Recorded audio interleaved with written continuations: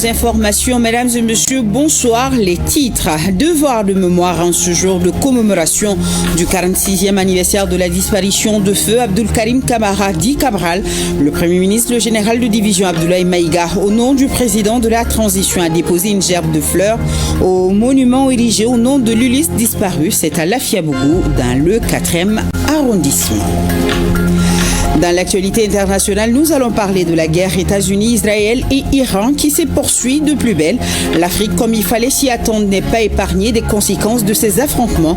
Les prix des hydrocarbures prennent l'ascenseur. Ici au Mali, peut-on déjà parler de premières répercussions? Awadama Koulibaly nous édifiera. Notre chronique judiciaire s'intéresse aujourd'hui aux constructions controversées qui alimentent de nombreux conflits fonciers. Qu'est dit précisément la loi en la matière et quelles sanctions prévoient les textes nationaux? Éléments de réponse avec Garibou Pérou. Lancement officiel de la deuxième édition du Grand Prix cycliste de l'ERTM.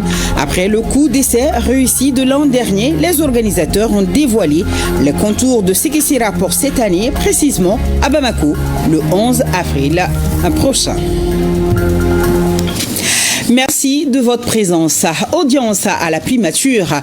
Le nouveau président directeur général du groupe B2Gold Corp, Mike Sinamon, échange avec le chef du gouvernement avant de prendre fonction. Le nouveau PDG est venu solliciter l'accompagnement du gouvernement malien pour l'obtention du permis d'exploitation de Ménakoto Sud. L'audience s'est déroulée en présence du ministre des Mines, Amadou Keïta. Le premier ministre, le général de division Abdoulaye Maïga, a rassuré l'hôte du jour quant aux engagements du Mali dans le respect des règles prescrits en matière de partenariat gagnant-gagnant. Écoutons Mike Sinamon au micro de Mamari Koné Aliou Touré à sa sortie d'audience. Nous sommes venus rencontrer le Premier ministre et les principaux ministres en charge des mines et des finances afin de faire une mise à jour sur nos activités pour la mine de Fekola, mais également activités qui se passent très bien en ce qui concerne Fekola, mais pour voir également les prochaines étapes pour le pays et pour la société B2Gold, et notamment un permis régional près de Fekola qui est le permis de Ménankoto Sud qui est en cours de traitement afin d'espérer de permettre la mise en exploitation le plus tôt possible de ce permis Ménankoto Sud, et notamment au regard du prix de l'or actuel pour le prix de l'or qui est le plus haut qu'il n'ait jamais été, afin que toutes les parties puissent bénéficier de la mise en exploitation du permis de Ménankoto Sud et de cette nouvelle étape pour générer des revenus pour le Mali et pour la société. Nous avons toujours rappelé que le Mali est un pays qui est bon pour les investissements. Nous participons à de très nombreuses conférences dans le monde entier où nous répétons et nous supportons toujours ce message de la qualité des investissements au Mali, de le fait de faire des affaires ici se passe très bien, et nous avons rappelé que notamment par ce biais de Ménankoto Sud, donc de ce nouveau projet, nous sommes là depuis 2014 et cela nous permettra d'être là encore pour longtemps. Nous continuons à faire de la recherche pour voir si les réserves nous permettent de rester là le plus longtemps possible en tant qu'investisseur au Mali, et donc ce permis Ménankoto Sud est clé pour cette activité. Poursuivons avec le Premier ministre qui, encore une fois, au nom du président de la transition, s'incline devant la mémoire de feu Abdulkarim Kamara dit Cabral. Commémoration du 46e anniversaire de la disparition de l'Ulysse disparu par le dépôt d'une gerbe de fleurs au monument érigé en son nom à Lafiabougou dans le 4e arrondissement. Le général de division Abdoulaye Maïga a salué l'œuvre du leader estudiantin décédé à l'âge de 25 ans, dans la fleur de l'âge. Il a aussi inviter la jeune génération à s'inspirer de son parcours. Mamari Koné Aliou Touré.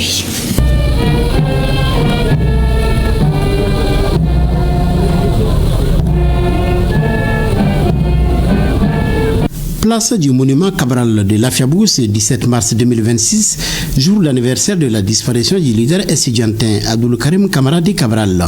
46 ans après son assassinat, la mémoire de Cabral demeure un symbole de résistance et de lutte pour les droits des étudiants et de la jeunesse malienne. Le 17 mars 80, le Mali perdait l'un de ses dignes fils.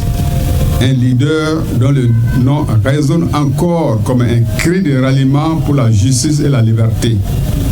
Abdul Karim Kamara Di Cabral, en tombant sous les coups de la répression, Cabral n'est pas mort. Il a sémé une graine de résistance qui continue de germer dans le cœur de chaque patriote malien. Le thème de l'Amsterdam de cette année est vaincre les terroristes intérieurs et extérieurs de l'AES. La quête de notre souveraineté totale exige des sacrifices. C'est dans cette optique que s'inscrit la lutte acharnée contre le terrorisme. Nos forces de défense et de sécurité FAMA montent en puissance chaque jour pour libérer notre territoire des forces obscurantistes. Le terrorisme n'est pas seulement une menace sécuritaire, c'est une tentative délibérée de paralyser notre développement. Le secrétaire général de l'AMSUNEM a par ailleurs demandé au gouvernement la déclassification du dossier Cabral. Pour commémorer cette date symbolique, le Premier ministre, chef du gouvernement après les honneurs militaires et l'accueil des marcheurs, a, au nom du président de la transition, chef de l'État, déposé une gerbe de fleurs au monument dédié à cet étudiant et militant engagé pour la justice et la liberté.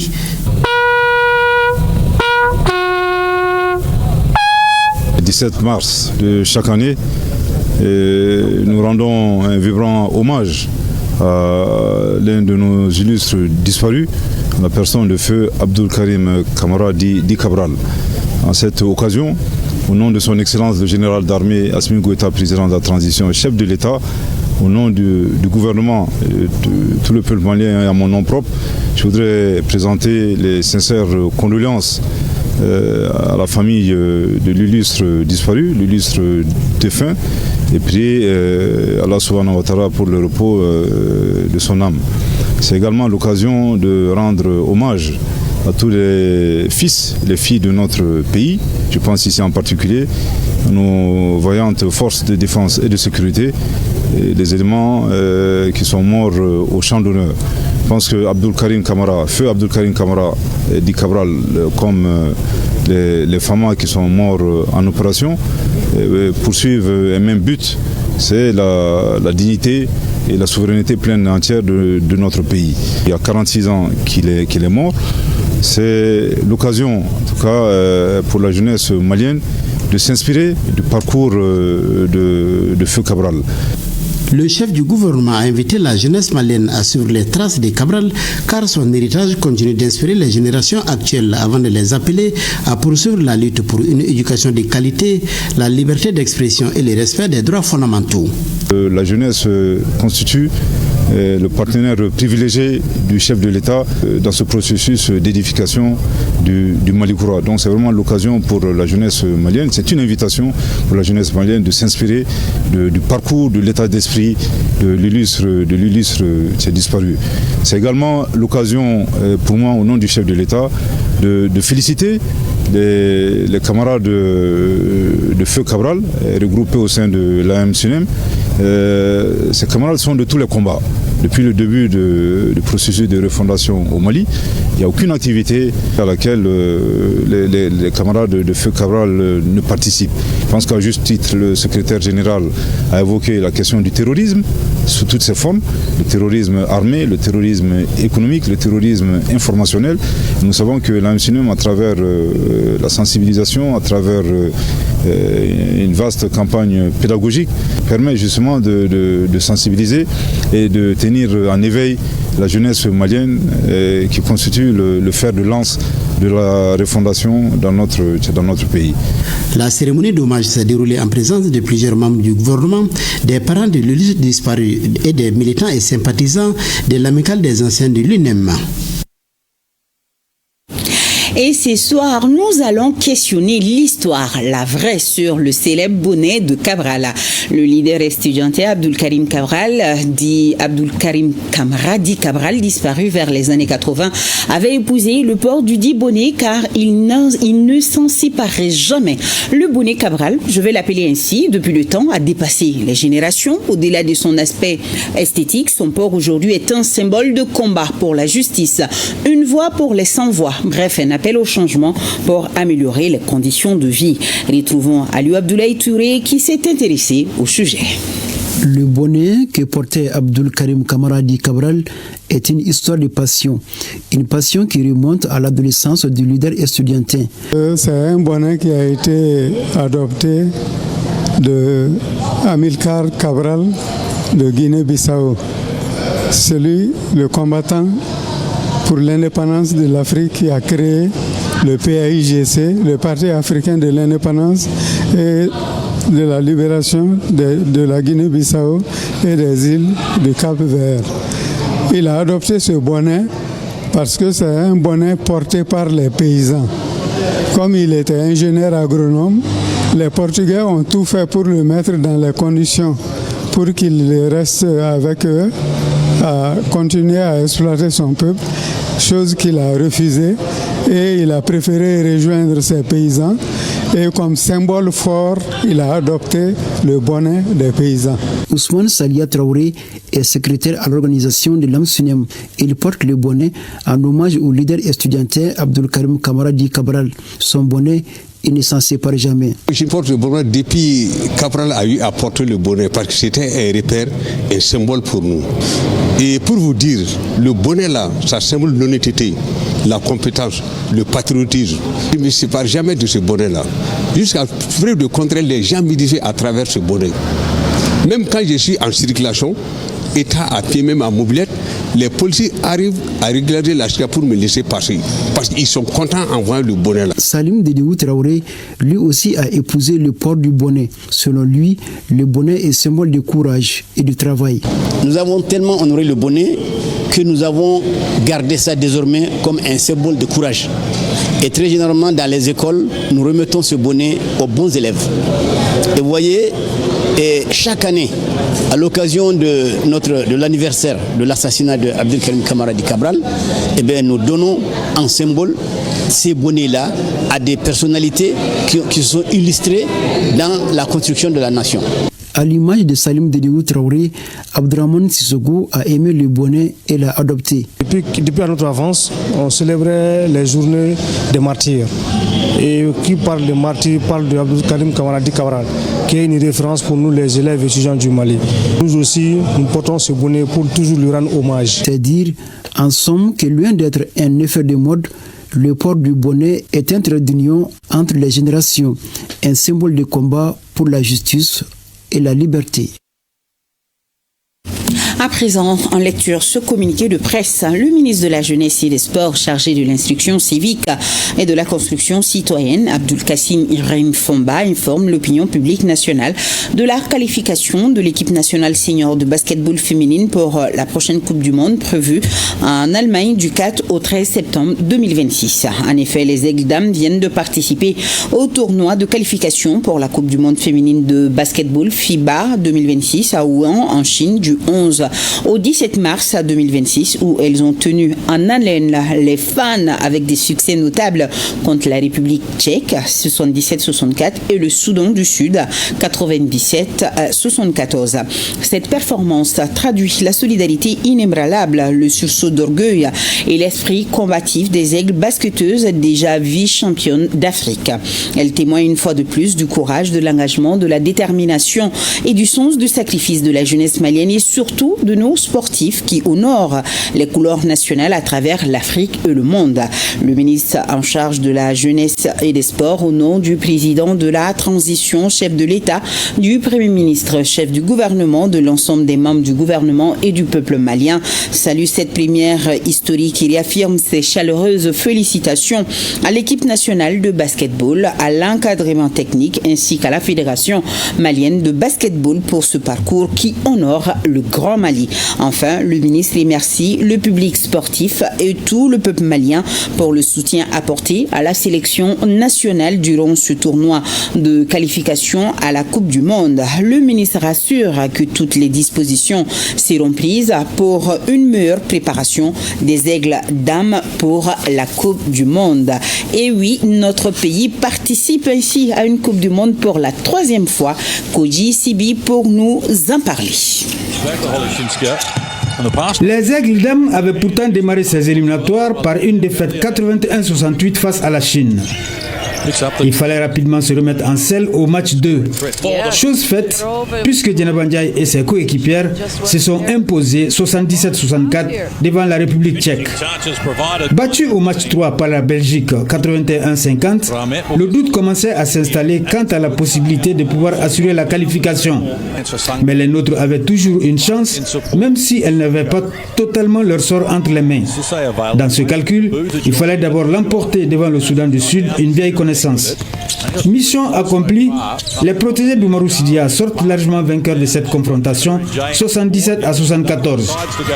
D'autres résultats, comme la défaite de la République tchèque, plaidaient en faveur des nôtres, qui obtiennent ainsi leur qualification pour le mondial allemand.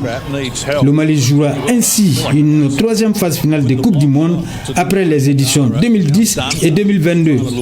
Rappelons que les aigles basketteuses avaient terminé à la 15e place en 2010. Lors de l'édition 2022, elles avaient remplacé le Nigeria qui avait décidé à l'époque de se retirer de toute compétition internationale. L'équipe nationale féminine avait occupé la 11e place au terme d'un mondial où elle n'a remporté aucun de ses matchs. La Coupe du Monde 2026 sera l'occasion de consolider un groupe qui avait fait forte impression lors du dernier Afro-Basket à Abidjan avec la médaille d'argent. Cette qualification et le bon résultat des aigles masculins montrent à suffisance la bonne santé du basketball malien. Les succès au niveau des catégories d'âge commencent à porter fruit chez les seniors. Une très bonne santé du basket malien. Félicitations encore une fois à nos aigles dames. Le ministre de l'Éducation nationale lance officiellement le comité national préparatoire de l'année 2026-2027 dédié à l'éducation et à la culture. Aloucéine Touré pour plus de détails. C'est une mission que le ministre de l'Éducation qualifie d'historique. Ce comité doit tracer les contours d'une période charnière pour le pays, le biennum 2026-2027. Ce projet ne naît pas du néant. Il est le prolongement direct des assises nationales de la refondation et des récents états généraux de l'éducation. Aucune nation ne peut s'élever durablement sans une école forte et sans une culture vivace et rayonnante. Faisant chorus à mes collègues du gouvernement, je vous félicite pour le choix que son Excellence, le général d'armée Assimi Goïta, président de la transition, chef de l'État, a porté sur chacune et sur chacun de vous. Je vous invite à tout mettre en œuvre pour mériter cette confiance. Votre mission est historique. L'objectif affiché est clair, bâtir une école moderne mais résolument ancrée dans les valeurs maliennes pour renforcer la cohésion nationale. Vous prendrez, mesdames et messieurs, les membres du comité préparatoire de l'année de l'éducation et de la culture, des initiatives structurantes pour accélérer la refondation du système éducatif malien en intégrant pleinement nos valeurs culturelles afin de bâtir une école moderne, souveraine et résolument tournée vers l'avenir. Les membres du comité ont désormais la lourde tâche de transformer cette volonté politique en action concrète. Leurs travaux sont attendus au plus haut niveau de l'État pour préparer l'avenir du Mali avec l'éducation et la culture comme double levier de développement. 4e conseil d'administration du complexe numérique de Bamako. Depuis la dernière rencontre, le constat n'est pas satisfaisant. Sans un sursaut rapide, ce projet stratégique risque de rester à l'état d'ambition, nous confie Awadama Koulibaly. Le futur hub technologique malien peine à sortir de terre. Les responsables du projet lancent un véritable cri d'alerte. Premier obstacle, l'emplacement initialement prévu pour accueillir les infrastructures n'est plus certain. Conscient de l'urgence pour matérialiser notre projet, une requête a été introduite auprès du ministre en charge du domaine et des affaires foncières. Cette requête vise l'acquisition de nouvelles parcelles d'environ 150 hectares. Autre difficulté majeure, l'insuffisance de ressources humaines. Les agents, piliers de ce projet stratégique pour l'écosystème technologique malien, se raréfient progressivement. Depuis la dernière session, nous avons enregistré 3 départs et 2 arrivées au sein de l'équipe. Cette rotation du personnel n'est pas anodine. Elle reflète malheureusement les conditions de travail difficiles et le traitement financier peu attractif qui prédomine au complexe. Les démarches entreprises pour doter le complexe d'un agent comptable et d'un régisseur sont restées infructueuses. Sans une équipe administrative complète et stable, la structure ne peut pleinement fonctionner. Mais le point le plus critique reste le financement. Le budget alloué au complexe numérique est jugé insuffisant. Pour l'année 2026, il est estimé à près de 200 millions de francs CFA. Pour l'année 2026, le budget alloué au complexe s'élève à 193 736 000 francs CFA. Ce chiffre marque une réduction de 6,33% par rapport à l'enveloppe 2025, laquelle était déjà jugée insuffisante. Cette diminution compréhensible au regard de la situation économique nationale nous place dans une équation extrêmement difficile. Comment investir et fonctionner correctement quand nos moyens s'amenuisent? De 2,889 milliards de francs CFA en 2021 à moins de 200 millions en 2026, la chute drastique des financements freine considérablement le développement du projet et avec lui les ambitions du secteur des technologies de l'information et de la communication ainsi que les milliers d'emplois attendus. Le cinéma malien aussi à la recherche de nouveaux leviers de financement. La question était au cœur de la 11e session ordinaire du conseil d'administration du Fonds d'appui à l'industrie cinématographique. On retrouve Moussa Kamara. Trouver des financements durables pour faire rayonner le cinéma malien, c'est l'un des défis majeurs du secteur. Réunis en 11e session ordinaire, les membres du conseil d'administration du Fonds d'appui à l'industrie cinématographique ont examiné plusieurs points inscrits à l'ordre du jour. Parmi eux, l'adoption du compte rendu de la 10e session, l'évaluation du contrat de performance 2025 ainsi que le projet de contrat pour 2026. À travers ces travaux, le FAIC affiche sa volonté de renforcer ses capacités d'intervention afin de soutenir davantage la production et améliorer la diffusion des œuvres maliennes. Malgré les difficultés économiques et financières qui traversent notre pays, le Fonds d'appui à l'industrie cinématographique continue de travailler sans nul doute pour le développement de l'industrie cinématographique.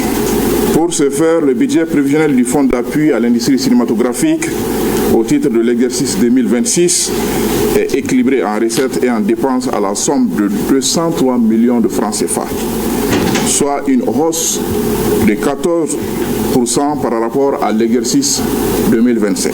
Les acquis de l'année de la culture constituent désormais une base solide pour les années 2026-2027, décrétée année de l'éducation et de la culture par le président de la transition, chef de l'État, le général d'armée Assimi Goïta. Face aux défis de financement et de structuration de l'industrie cinématographique, les responsables entendent poser les bases d'un modèle économique plus solide et plus autonome. Pour l'année 2026, les fonds d'appui à l'industrie cinématographique affichent déjà de grandes ambitions pour soutenir davantage le développement du secteur. En 2026, on projette faire des appels à projets. Et tout juste après cette session, on a programmé un appel à session à l'endroit des acteurs du cinéma et de l'audiovisuel. Et ensuite aussi, on compte faire le renforcement des capacités des acteurs du cinéma et de l'audiovisuel. Renforcer aussi la capacité du personnel du Fonds d'appui à l'industrie cinématographique. Et aussi, on compte aussi se baser surtout sur la communication cette année à travers les médias. La communication compte beaucoup pour la visibilité du FAIC. Avec cette nouvelle orientation, le Mali fait le pari d'un cinéma mieux financé, mieux structuré et résolument tourné vers l'avenir. Et dans l'actualité internationale, un mot de la guerre États-Unis, Israël et Iran qui se poursuit de plus belle. L'Afrique, comme il fallait s'y attendre, n'est pas épargnée des conséquences de ces affrontements. Les prix des hydrocarbures prennent l'ascenseur ici au Mali. Peut-on déjà parler de premières répercussions et comment faire face à l'impact? Awadama Koulibaly nous édifie. Les bombes tombent au Moyen-Orient, mais leurs ondes de choc traversent déjà les continents. À des milliers de kilomètres des zones de combat, les inquiétudes ne se limitent pas au cercle d'experts. Dans la rue, chacun observe avec attention les répercussions possibles de cette crise internationale. On a connu une crise d'hydrocarbures à cause des actes lâches des terroristes. Nous avons trouvé des solutions à cela, mais cette guerre au Moyen-Orient dépasse nos capacités. Beaucoup de produits qui nous servent viennent des usines de production de l'extérieur. Si ces pays sont en guerre, cela rendra difficile l'approvisionnement de nos pays, ce qui doit vraiment nous inquiéter. Mais au-delà des ressentis et des préoccupations du quotidien, les économistes tentent d'analyser plus en profondeur les impacts possibles de cette guerre sur les économies africaines. L'Iran, on peut le considérer comme le troisième pays au sein de l'organisation des pays exportateurs de pétrole. Produisait avant la guerre environ 3,5 millions de barils par jour. Mais il exportait un tiers de cette production. Et cette production allait essentiellement vers l'Asie. Donc tout cela est arrêté, mais les 20 millions aussi de barils qui passaient, y compris la production de l'Iran, sont à l'arrêt. Des raffineries dans les pays voisins, Aramco, Arab American Oil Company, qui est la plus grande compagnie pétrolière au monde, a été touchée. Le Qatar, qui est le plus grand exportateur de gaz au monde, a dit qu'il ne pouvait plus exporter en l'état actuel, parce que ces raffineries ont été touchées, et puis ça a été bouché aussi, ont des difficultés. Donc cela fait que le marché mondial est affecté. Et cela fait que les prix augmentent. Quand le prix du baril de pétrole augmente ou du gaz augmente, c'est un facteur déterminant pour tous les autres prix. Pour la simple raison que les transports est basé sur le prix du carburant. Donc 80% du commerce mondial se fait par le transport maritime. En plus de cela, vous avez le transport aérien. Le kérosène aussi, donc tout cela, leurs prix vont augmenter. Et quand le prix augmente, ça augmente le prix des marchandises. Donc quand cela arrive, ça affecte tout le monde. Pour des pays comme le Mali, fortement dépendants des importations pour l'énergie et certains produits de première nécessité, ces perturbations pourraient se traduire par une augmentation du coût du transport et des denrées. Toutefois, l'État continue de soutenir les populations à travers la subvention des hydrocarbures. Les autorités font de leur mieux. Il y a une très grande subvention qui est allouée à l'utilisation des hydrocarbures au Mali. Là où nous allons nous ravitailler, le prix à la pompe au Mali est plus faible que dans ces pays-là. Parce que l'État décide d'abandonner un certain nombre de taxes. Mais cela ne suffit pas, parce que même si le prix est abordable, si le produit n'est pas disponible, l'État ne peut rien. Si les conséquences sont déjà perceptibles, plusieurs spécialistes estiment que des réponses existent pour atténuer ces chocs économiques, notamment grâce aux ressources naturelles dont dispose le pays. La solution pour nous, Maliens, à moyen terme, c'est d'aller vers les énergies renouvelables, parce que nous avons un pays parmi les plus ensoleillés au monde. Le prix des équipements et du matériel a baissé de plus de 80% ces 10 dernières années. Nous sommes, depuis l'année dernière, premier producteur africain de lithium. Il faut aussi que nous pensions à développer les transports publics. Pour d'autres, la réponse pourrait aussi passer par davantage de solidarité et de compréhension entre les peuples et des pourparlers à l'échelle internationale. Ça ralentit beaucoup l'économie en Afrique, ça a beaucoup d'impact et ça joue beaucoup. Parce que tout marche maintenant avec l'essence soit du pétrole. Le vrai défi pour le continent reste le même. Transformer ces turbulences internationales en force et en opportunité de résilience.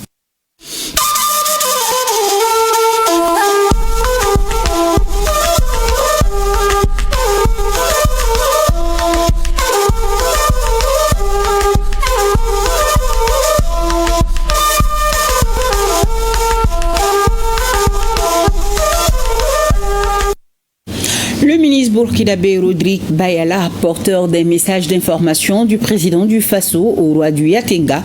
Il s'agit là d'une des étapes importantes de la phase de vulgarisation de la loi sur la justice traditionnelle adoptée le 14 janvier 2026. Karim Ilboudou et Abdul Aras Manizongo pour les explications. À la résidence royale du Yatenga, le ministre Rodrigue Bayala dit être venu porter un message présidentiel à Nabakiba sur les mécanismes endogènes de résolution des litiges.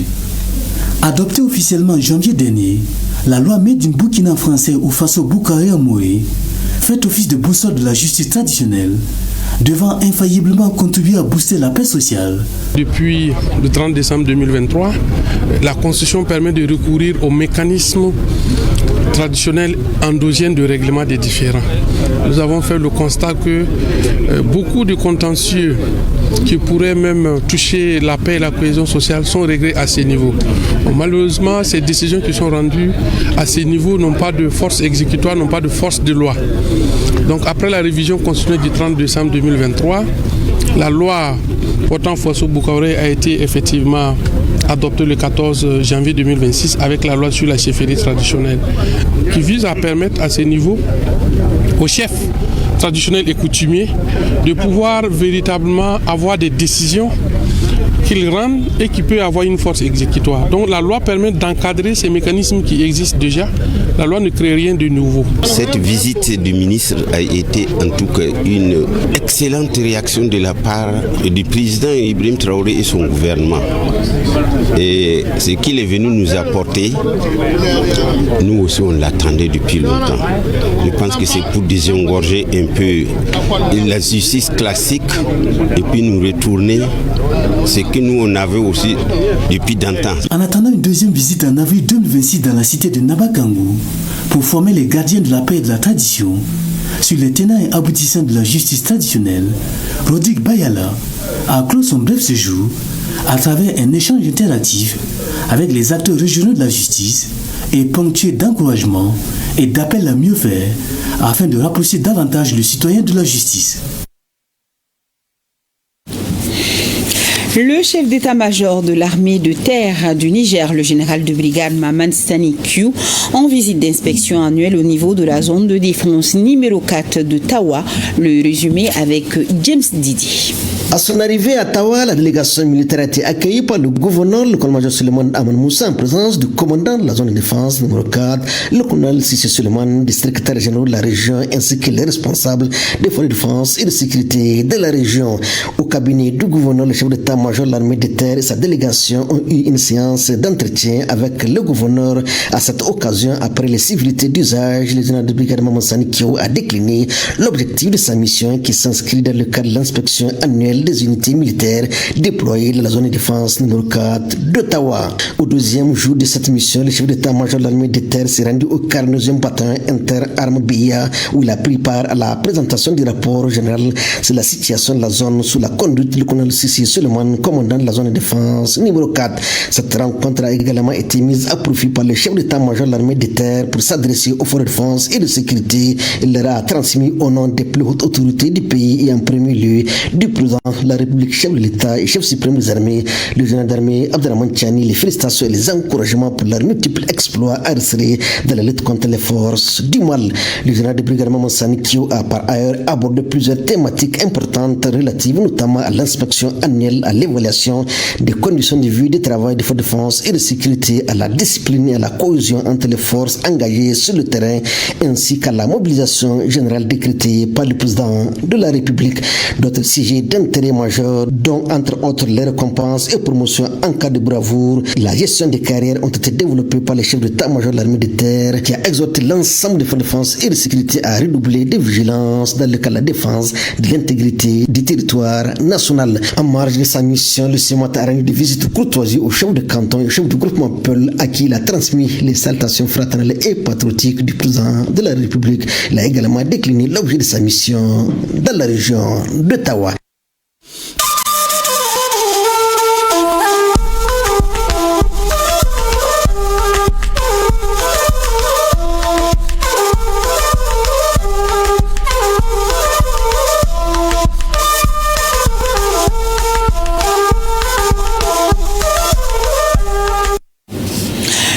feu fait encore des ravages dans nos places de marché. Après le drame de Sougouni-Koura en commune 2, voilà celui de Niamana sur la route nationale numéro 6 ce mardi 17 mars 2026, très tôt vers 5 heures. Les dégâts sont très importants, mais il n'y a pas eu de perte en vie humaine. L'origine du feu n'est pas encore connue, même si les investigations sont en cours.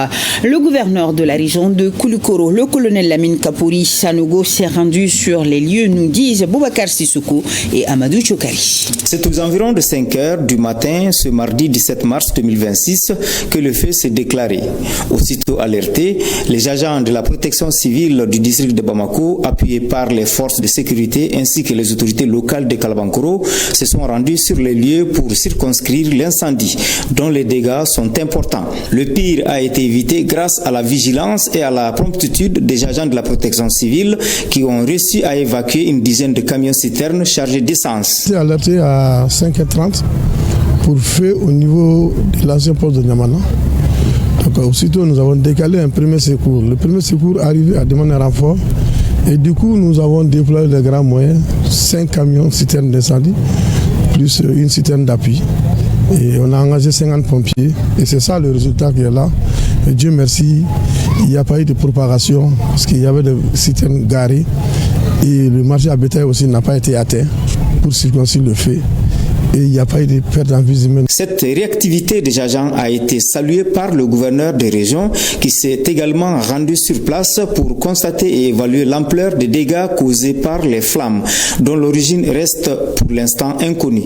Des investigations sont en cours afin de situer les responsabilités liées à ce sinistre. Je viens au nom de son excellence général d'armée Assimi Goïta et au nom de l'ensemble des membres du gouvernement pour d'abord constater l'ampleur des dégâts causés par l'incendie dont les origines restent inconnues pour l'instant ce matin. Également, je suis venu partager la douleur qui est aujourd'hui nationale avec les commerçantes et les commerçants qui ont vu en fumée des décennies de commerce qu'ils ont pu réaliser. Selon plusieurs témoignages, ce marché est installé de manière anarchique et une situation que dénoncent depuis longtemps les habitants de Niamana.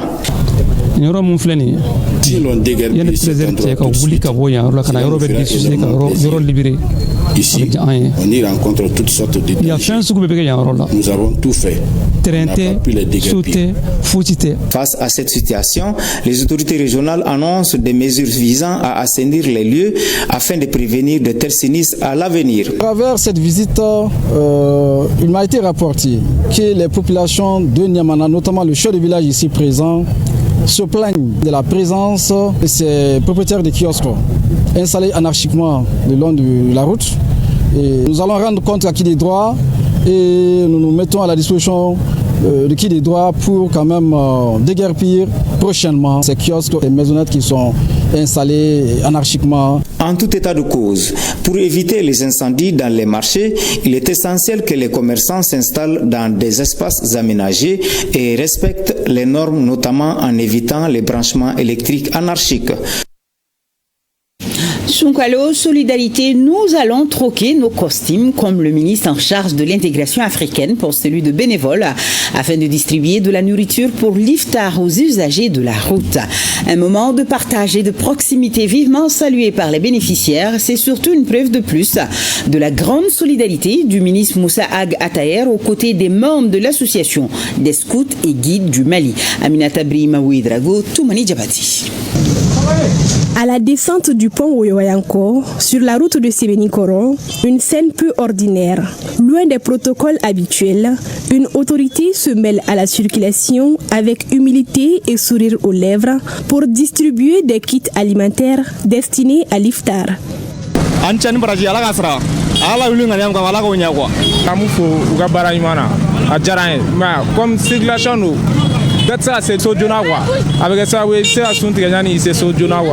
Ce geste de solidarité marque la participation de Moussa Ag Ataher à l'opération Ramadan Charity au Racha, initiée par l'association des scouts et guides du Mali. Elle est placée cette année sous le thème Agir autrement pour le bonheur des communautés bénéficiaires. Dieu nous a donné la grâce d'avoir fait ce mois de Ramadan où nous tendons vers la fin. Et j'ai voulu conclure cette présence auprès de la population, une distribution de nourriture et d'eau et de boissons avec les passants. Et cela, c'est à travers les scouts et guides du Mali.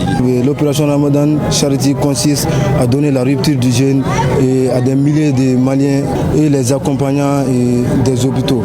Nous faisons cet acte dans le mois béni du Ramadan. Nous remercions les ministres d'être parmi nous aujourd'hui. Ça montre l'engagement du gouvernement aux côtés des Maliens. Après Amdalaï et Djikoroni Para, cette action à Oyoyanko constitue la 3e rupture collective du ministre dans le 4e arrondissement du district de Bamako. Une initiative qui illustre sa volonté de maintenir un lien de proximité avec les populations, en particulier les plus vulnérables en cette période de ferveur religieuse. Et cette remise de dons et d'enveloppes au profit des veuves orphelins dans le cadre du mois de Ramadan, un geste de l'association Yatimedi. Retrouvons Draman Senego et Adama Kamara. Une porte se ferme, une autre s'ouvre, dit l'adage. Privés de leur mari pour certaines et de leurs parents pour d'autres, ces veuves et orphelins retrouvent aujourd'hui les fruits grâce à l'accompagnement de l'association Yatimed Demain. 20 sacs de riz, des enveloppes symboliques ainsi que des vivres dans le cadre de la nuit du destin leur ont été remis afin de leur permettre de poursuivre le reste du mois de Ramadan dans la sérénité et la dignité. Je remercie tous les donateurs pour leur générosité et leur solidarité, car venir en aide aux veuves et aux orphelins, c'est accomplir une œuvre noble, comme l'enseigne le prophète, paix et salut sur lui. Cela fait maintenant 7 ans que nous organisons cette cérémonie de remise d'enveloppes et de dons en faveur des veuves et des orphelins. Nous lançons un appel pressant à toutes les personnes de bonne volonté afin qu'elles nous accompagnent dans cette mission de solidarité, car la réalité sur le terrain est vraiment triste. Par sa présence, le ministre des Affaires religieuses, du culte et des coutumes réitère le soutien constant des autorités envers les veuves et les orphelins.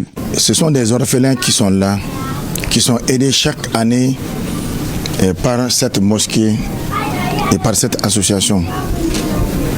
Des centaines des orphelins. Cette année, nous avions jugé nécessaire de nous joindre à eux dans le cadre de cette commémoration avec les soutiens des plus hautes autorités de notre pays. L'expression me manque beaucoup pour qualifier cette belle initiative. Et quand on regarde ces enfants qui ont perdu leurs parents, ça amène à réfléchir. Pendant tout le mois de Ramadan, les Maliens ouvrent leur cœur aux personnes vulnérables avec de bonnes actions. Soutenir les veuves et orphelins au-delà du mois de Ramadan est un devoir citoyen. Et cet autre élan de solidarité, ça se passe à Mouribabougou. Location Bédjé et ses partenaires turcs offrent des vivres à 700 familles démunies pour les accompagner durant le Ramadan. Mohamed Sangari, compte rendu. Une liesse de joie gagne l'assistance. Les bénéficiaires expriment leur gratitude après avoir reçu des kits alimentaires ainsi qu'une enveloppe symbolique. Face à ces gestes, les mots manquent pour remercier le donateur. Je suis vraiment touché. Faire un tel don, surtout en ce mois de Ramadan, c'est comme ouvrir les portes du paradis. Seul Dieu pourra vous récompenser à votre juste valeur. Merci aux donateurs pour ces kits qui arrivent au moment idéal. Ils couvrent tous nos besoins. Que Dieu vous récompense. Troisième action du genre en ce mois béni de Ramadan. Ces gestes généreux de l'association Bedi, soutenu par un donateur turc, vient soulager 700 ménages des quartiers de Mouribabougou. On est là aujourd'hui pour donner les dons à les gens qui n'ont pas de moyens. À Mouribabougou ici, il y a à peu près 700 personnes qu'on va donner les riz, l'huile, il y a des machines aussi et il y a des habits pour les enfants.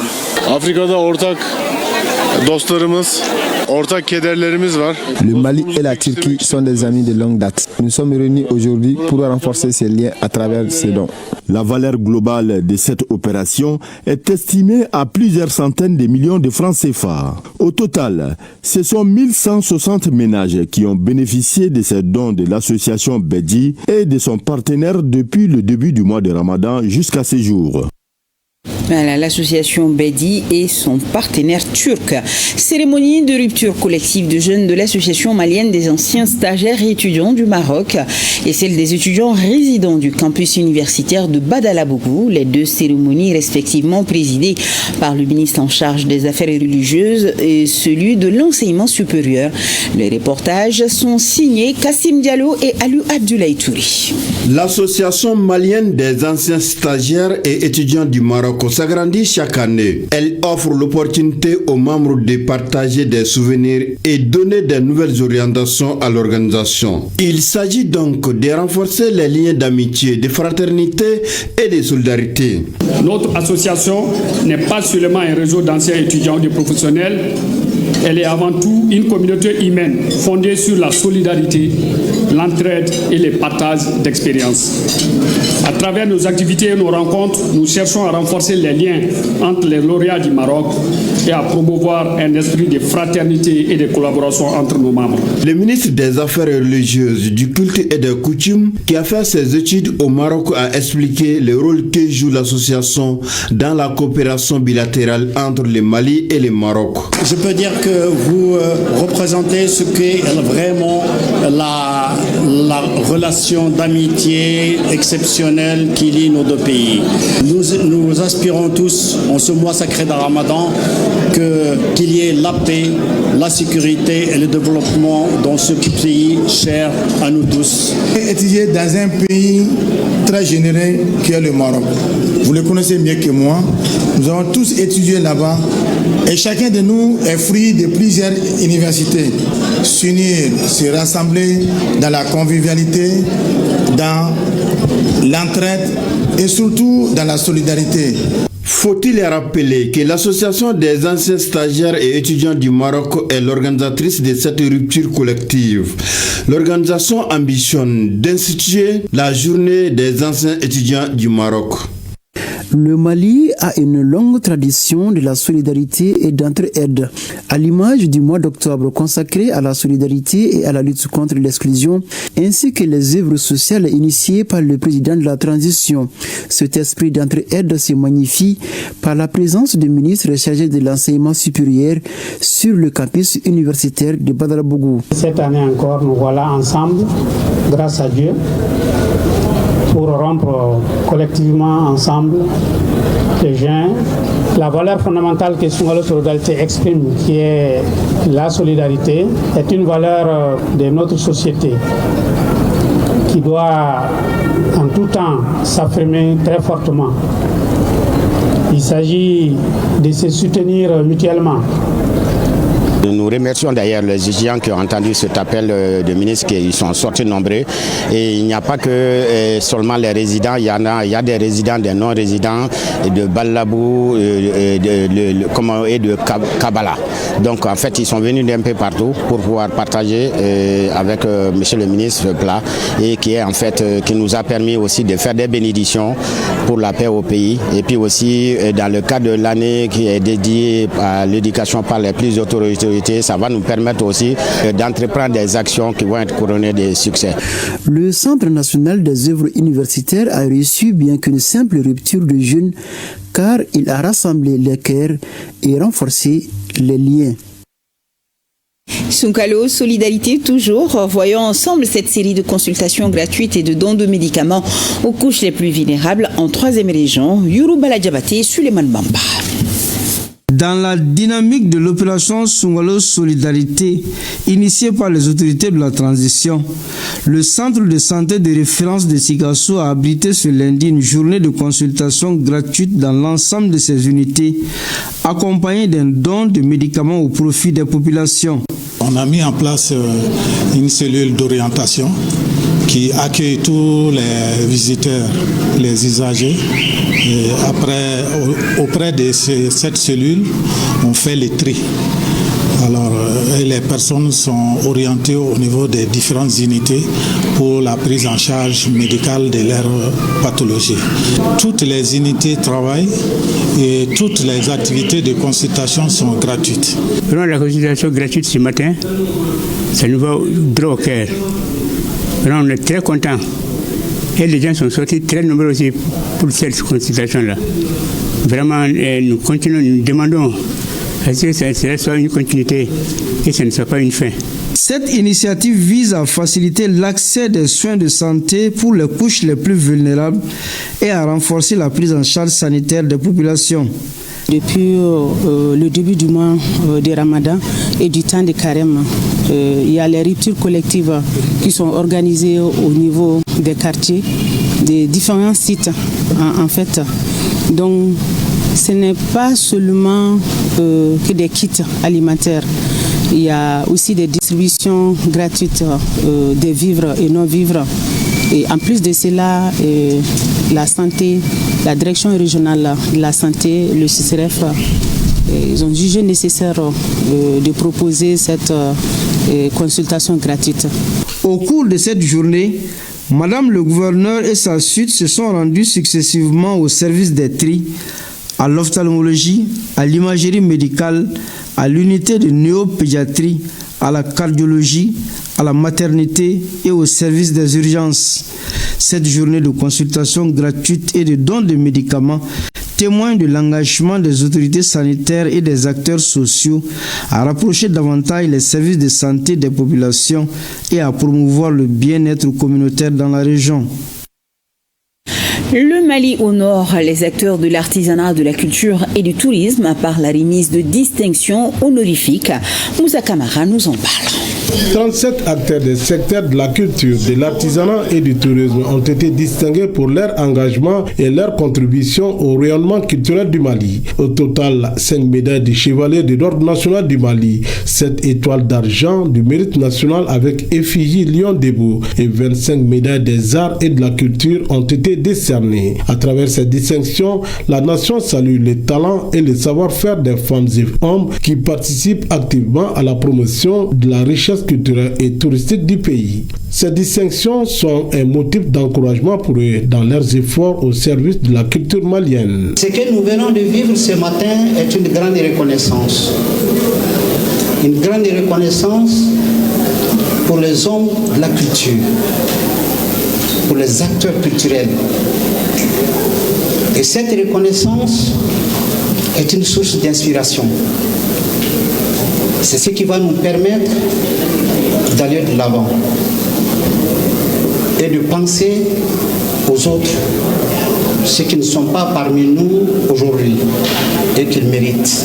Le ministre Mahmoud Affé a pour sa part salué l'engagement et le dévouement des récipiendaires. Selon lui, ces distinctions traduisent la volonté des plus hautes autorités de reconnaître et de valoriser le travail des acteurs qui contribuent quotidiennement au développement et au rayonnement du secteur culturel au Mali. La nation vous a identifié, a reconnu en vous le travail et le mérite. Pour certains, il y a 20 ans, pour certains, il y a 30 ans. C'est énorme. Je vous ai vus tous trimer, travailler, parce que vous avez foi en ce pays.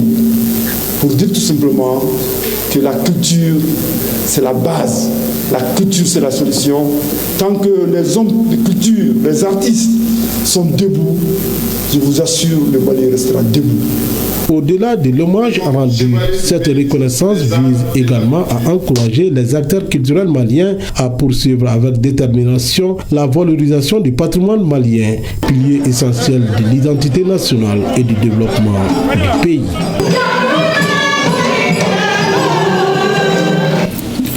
Et on arrive à notre chronique judiciaire qui va intéresser plus d'un ce soir. Elle porte sur ces constructions controversées qui alimentent de nombreux conflits fonciers.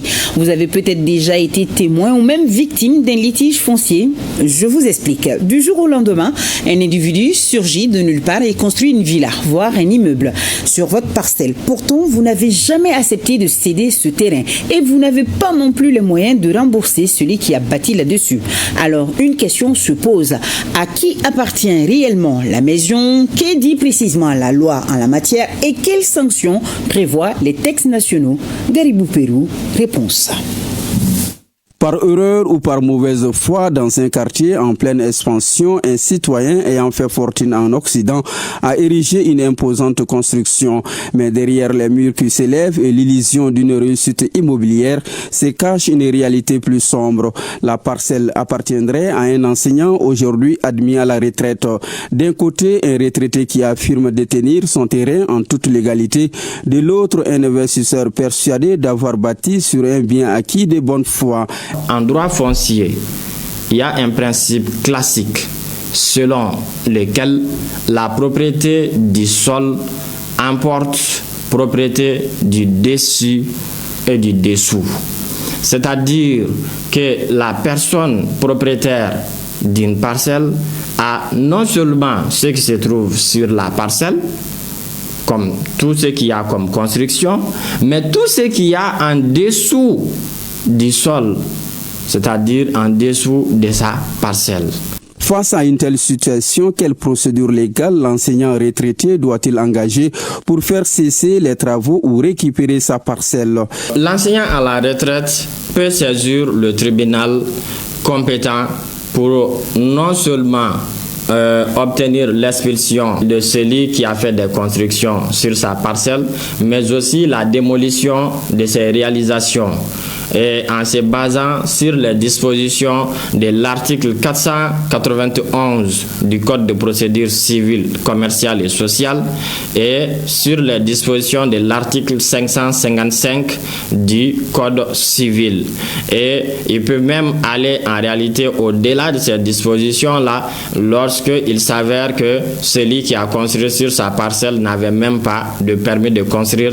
Dans quelles circonstances celui qui a construit peut-il lui aussi faire valoir un droit sur l'ouvrage réalisé ou réclamer le remboursement des dépenses engagées?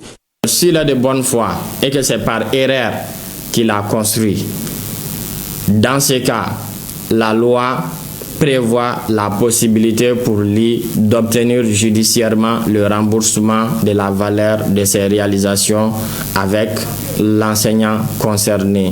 Donc, c'est-à-dire celui sur la parcelle duquel il a fait des réalisations. Il peut demander judiciairement ou peut-être même à l'amiable, voici que j'ai fait des constructions sur votre parcelle par erreur. Je souhaite ou je sollicite qu'il vous plaise me rembourser la valeur de ces constructions-là. Si ils sont d'accord, ils peuvent le faire amiablement dans le cadre d'un protocole d'accord, et ce qui éviterait la saisine de la justice. Mais lorsque le constructeur n'est pas de bonne foi, mais qu'il a réalisé de mauvaise foi des constructions sur la parcelle d'autrui, il peut non seulement en réalité voir les constructions qu'il a faites démolies, mais aussi il peut s'exposer en réalité au paiement même des frais de la démolition.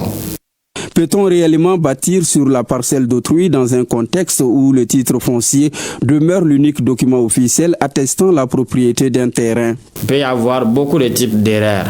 Et là, la solution pour corriger ces erreurs est donnée par l'article 145 de la loi domaniale et foncière, qui prévoit en réalité la possibilité de faire annuler le titre foncier qui a été créé par erreur de bornage ou par erreur d'immatriculation. L'article 145 de la loi domaniale et foncière prévoit cela de manière claire. Mais celui en réalité dont la propriété a été lésée par une telle erreur a un délai de 5 ans pour saisir les juridictions compétentes. Préalablement à la construction, même si vous êtes propriétaire d'une parcelle, vous devez vous munir d'abord d'un permis de construire ou d'une autorisation de construire. Les deux expressions ou les deux termes se valent. Donc, impérativement, le permis ou l'autorisation de construire doit être le premier document à chercher avant de commencer toute construction. Si une personne entreprend des constructions sans permis de construire, la personne concernée peut s'exposer à des sanctions d'un emprisonnement d'1 an ou d'une amende d'1 million de francs CFA quiconque entreprend ou implante une construction sans permis de construire. En matière foncière, la prudence est une règle d'or. Avant d'entreprendre la moindre construction, même sur un terrain que l'on croit sien, les vérifications s'imposent. Les spécialistes sont formels, il faut s'assurer et parfois 1000 fois de la légalité de la propriété avant toute implantation. Car investir dans la pierre sans être propriétaire du sol, c'est parfois risquer de voir s'effondrer bien plus qu'un projet immobilier.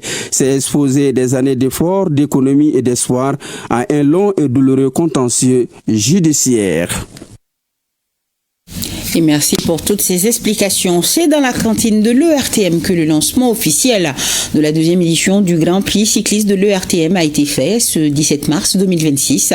Après le coup d'essai réussi de l'an dernier, les organisateurs ont dévoilé les contours de la deuxième édition qui se déroule le 11 avril prochain à Bamako. Entre innovation technique et renforcement de l'intégration régionale, le menu s'annonce riche pour les amoureux du cyclisme. Famourou Djourté, Julie Traoré.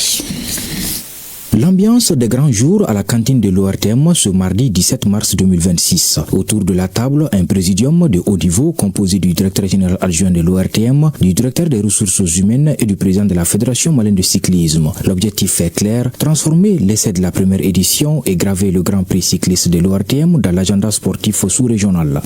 Le 11, nous comptions tout naturellement avec la population, avec les Bamakois et avec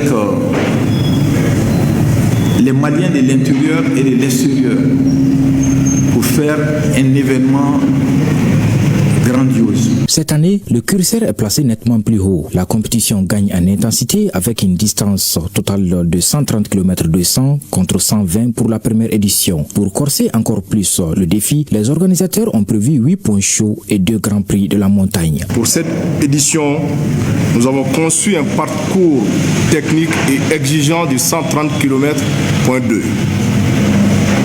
divisé en 3 phases stratégiques pour garantir le spectacle total. Le trajet s'annonce spectaculaire. Après le départ au boulevard de l'Indépendance, le peloton franchira le deuxième pont en direction de l'hôtel Olympe, l'aéroport international président Modibo Keïta de Sénou, avant de revenir par la Tour d'Afrique, le pont Fad en passant devant le CICB et retourner au boulevard. Ce trajet sera effectué 2 fois, suivi d'un circuit fermé sur le boulevard de l'Indépendance pour le sprint final. Les points chauds, il y aura 8 points chauds et 2 grands prix de la montagne. Dans les 2 grands prix de la montagne, c'est pour déterminer effectivement les meilleurs grands-pères de la compétition qui seront jugés au niveau de l'hôtel Olympe sur la montée. Et maintenant, les 8 points chauds, ça c'est devant le présidium. Sur la ligne de départ, la solidarité de l'espace AES sera à l'honneur avec la participation du Niger et du Burkina Faso aux côtés du Mali et d'autres pays voisins. Côté effectif, chaque club malien alignera 8 coureurs, tandis que les délégations étrangères compteront 6 cyclistes par pays. L'enjeu financier est aussi à la hauteur de l'effort. En termes de prix, nous allons maintenir le même cap que l'année dernière. Les podiums, ça fait 3 coureurs. Le premier aura 2 millions, le deuxième 1,5 million et le troisième 1 million. Pour ne rien rater de cette bataille des pédales, l'ORTM déploie l'artillerie lourde. La course sera diffusée en direct sur ORTM 1 et sur toutes les plateformes numériques. Après la réussite du direct de l'année passée, nous avions soumis une doléance aux autorités qui ont bien voulu nous accorder du matériel. Et avec ce nouveau matériel, nous allons faire encore mieux. Les coureurs sont prévenus, le public aussi. Rendez-vous est donc pris pour le samedi 11 avril 2026 sur le boulevard de l'Indépendance pour la 2e édition du Grand Prix cycliste de l'ORTM. Oui, prenez bien ce rendez-vous dans les agendas. Avant de terminer ce journal, la Maison de la Presse informe 18 mars 2021, 18 mars 2026. Il y a 5 ans, disparaissait le journaliste Adam Cham. Pour rendre donc hommage à ce touriste disparu, la Maison de la Presse organise demain, mercredi 18 mars 2026, à partir de 11h à la Maison de la Presse, une cérémonie de distribution et de promotion de son livre Cri pendulaire, préfacé par le professeur Djonkouda Traoré. Demain, donc, à partir de 11h à la Maison de la Presse, c'est une cérémonie de distribution et de promotion du livre de feu Adam Cham. Le livre s'intitule Cris pendulaires et c'est préfacé par le professeur John Kouda Traoré. Point final donc à cette édition. Merci de votre fidélité. Je vous retrouve demain à la même heure, même plateau, mais avant cela, à 13h, rendez-vous avec Bemba Sibi. Et un grand merci à nos téléspectateurs de Amdalaï, de Lafiabougou, de Sebenikoro et de Kalabambou.